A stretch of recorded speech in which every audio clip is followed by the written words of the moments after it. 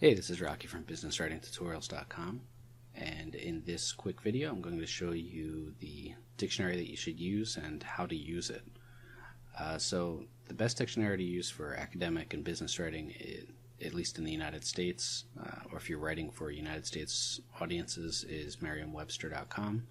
You can also just go to m-w.com, and if you're writing for audiences that use British English, a lot of times European countries will follow this as well, and other countries that are more influenced by British English, for example India, some Asian countries tend to see more of that than you would use Oxford dictionaries online. But for our purposes, because we're based in the United States here, we'll look at Merriam-Webster. This is Merriam-Webster Collegiate, which is actually fine. You don't need the unabridged one.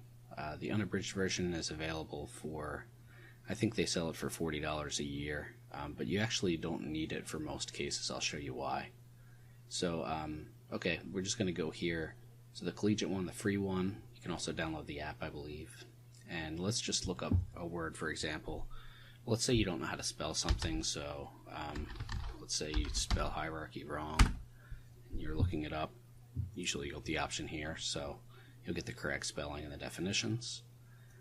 Also, it's helpful, for example, for capitalization, like when do we capitalize words. A lot of times you'll get ads, just click continue.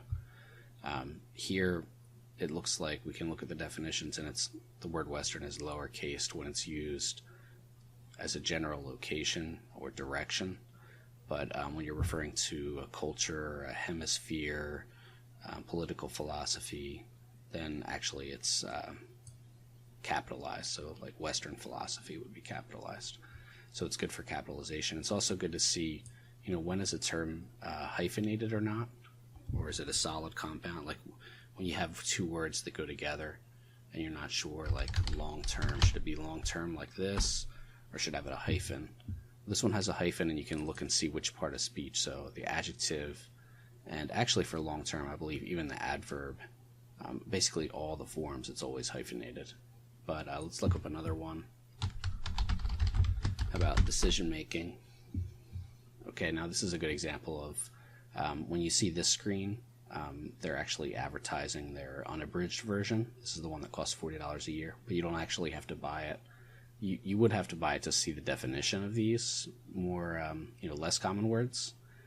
But for our purposes, if we just want to see if it's hyphenated or if it's one solid word, they actually give us the answer right here.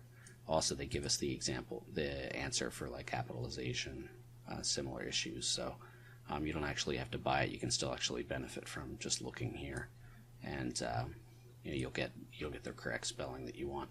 Notice that sometimes there's a difference between Merriam-Webster and what Microsoft Word says is correct.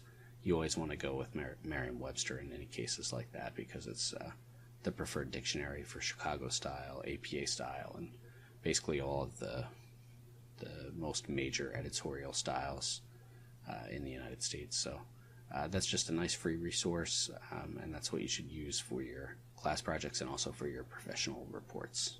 Hope that was helpful, and see you around.